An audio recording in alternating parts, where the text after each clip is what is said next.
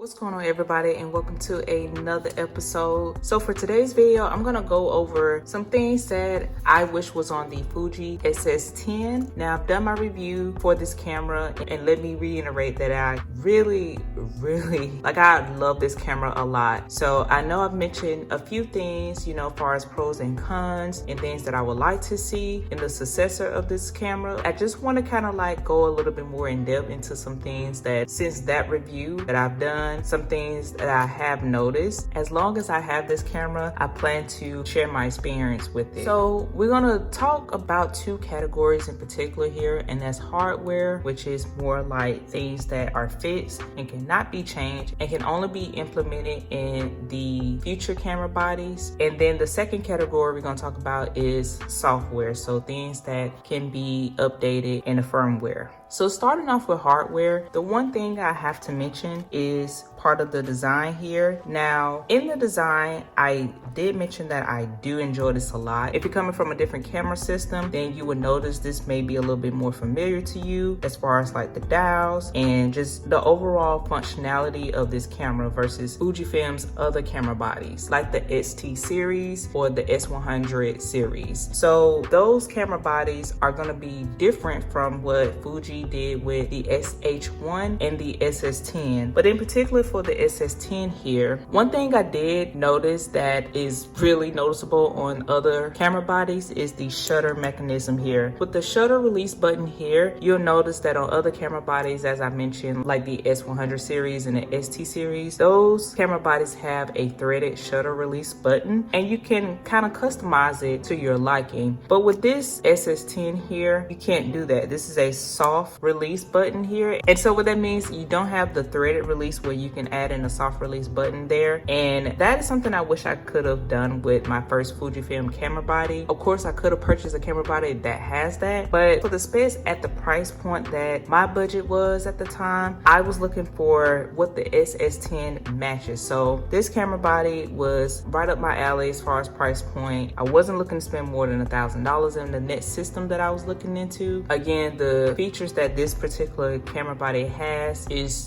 hard to come by at its price point. And that's something I have to keep in mind with my wish list, is that at the price point of $999, and for it to stay competitive in the ranges of camera bodies that are available amongst other manufacturers, some things I just have to kind of sacrifice and compromise on. But I understand, certain things that are missing, and we're gonna talk a little bit more about that later on in the video. So again, wish I could have had that option to change this out, because I think the customizing on that is so cool for Fujifilm to do. But on the flip side, it has made me definitely a little bit more intrigued in getting those other camera bodies that have that. Okay, so the last thing I'm going to talk about before we move on to the second thing here, and I just want to make sure I'm clear, I don't have a problem with the shutter release button right here that's on the SS10. However, I noticed when I picked up my Sony a6400, this is still a soft release shutter button, but it's more pronounced. It's kind of muted still, so you may not be able to hear it, but it just have more of a tactile feel. So I like that pronounced press or that pronounced tactile click, pretty much why I like tactile switches and keyboards. But the SS10 there's a louder click. However, it's still a little mushy or just a little bit wobbly. I feel like my finger kind of moves around the button a little bit versus the Sony a6400. If they decide to keep it and go with this one and continue using this type of shutter button, I would like for the successor to have more of a pronounced and tactile shutter release. The second thing I want to talk about is a 2-card slot option. Now, I understand that it's going to be more on the pro level camera bodies, so most consumers will not require that. However, for the ones that kind of have a smaller budget from the pro level camera bodies, and if you're just looking to do overall basic video work or just taking photos, you tend to kind of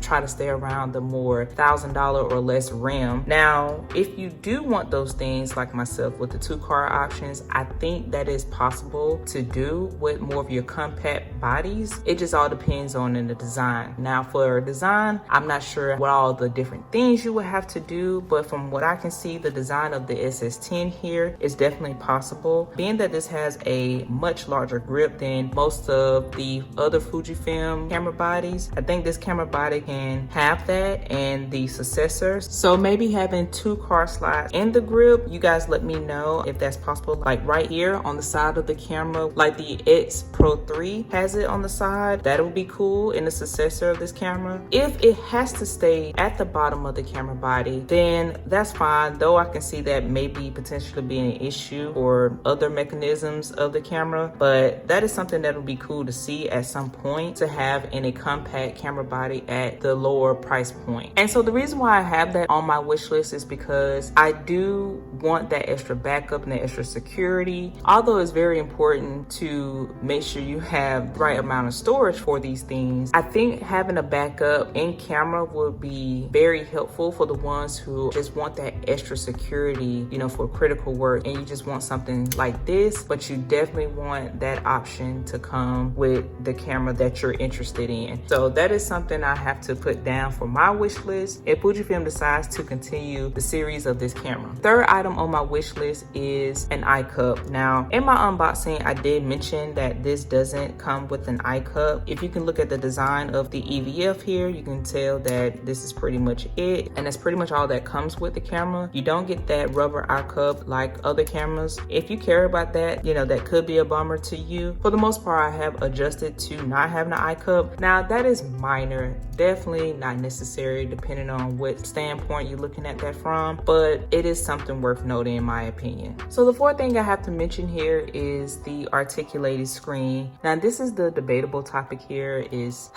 we've talked about this before, and I made a dedicated video about which one I would prefer in certain situations, and you know, which one I find to be more beneficial than the other. When it comes to this camera body, I mentioned this in my review, I love the fully articulated screen on this camera body. I love that idea in general. I find that this is quite more flexible in certain situations than the tilting articulation of that type of screen, but you know, I really would like to get a chance to play around with the 3-way articulating screen like Fuji has done on other camera bodies, and that one just has the ability to do the tilt option as well as the fully articulation here. So you'll be able to do, you know, this articulation as well as tilt it downward or, you know, tilt it from the side. That would be pretty cool to have. So that way it can eliminate the hesitation for certain people depending on which articulating screen is put on that camera body. That's just my opinion. I think that will be very beneficial to future camera bodies, and I will be one to appreciate both in certain situations. So when it comes to memory and the battery being next to each other, I personally don't have any concerns with it. However, I might not be aware of possible issues that could occur. If that is a concern of yours, it would be cool if Fujifilm can put the SD card slot on the side on the grip here. Maybe that can help. For the most part, I don't have any issues with it being next to the battery here, but I know some people may feel like that can cause issues in the future, or memory can be messed up at some point. I'm not quite sure on that end. I just thought it'd be something worth mentioning. If Fuji can do that, that'll be cool. However, I will say when it comes to the bottom of the camera, just the screw mount here, I would say it's pretty even. Now, it may be slightly off here versus, you know, other camera bodies, but for the most part, I find it to be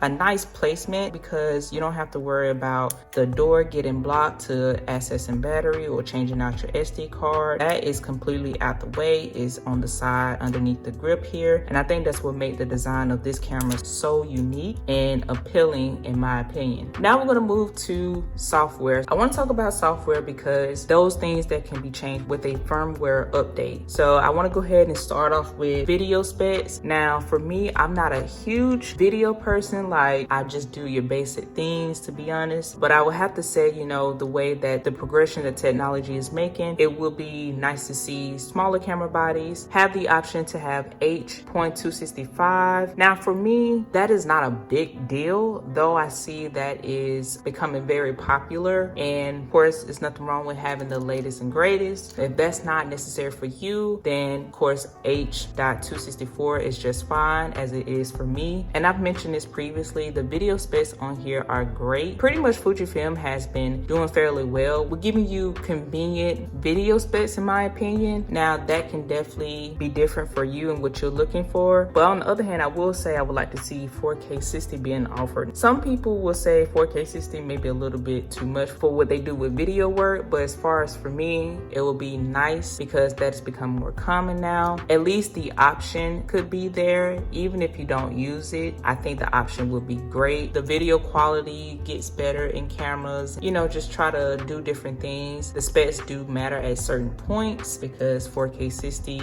is nice to have. Second thing I'm going to mention is remapping of certain dials. Originally, I thought you could customize and remap this dial right here. By default, this is mapped for controlling exposure depending on what setting you're in or your focusing point. As I'm recording this video, this dial cannot be remapped. Now, the way you would do that, you would go through your menu settings, look for your button/dial setting. You can remap a few buttons to do what you would prefer them to do for those options. That is nice, though certain things I can see being added to customize the remapping of dials here. Last thing I have to mention for me personally, this is kind of a big one, is no record limit. Personally, I enjoy not having a recording limit. Some of you, that's not a big deal. Again, it all depends on what you do. But for me, I do like the fact that I do not have to remember to hit the record button again. So when I film longer videos, which typically my videos are past 30 minutes, just letting the camera roll and continue to film and not having to remember to hit the record button again, assuming that I have the right amount of memory and battery life, it's amazing. That's something I really enjoy on my Sony a6400. That camera has no record limit and it would be my go-to camera for those long videos, as well as the overheating is not an issue with that camera. So it would be nice to see that in a firmware update, though I think that may not happen. So that's something that may come in a future update, or, you know, depending on the processing power that is needed, I know that may be in a future camera body.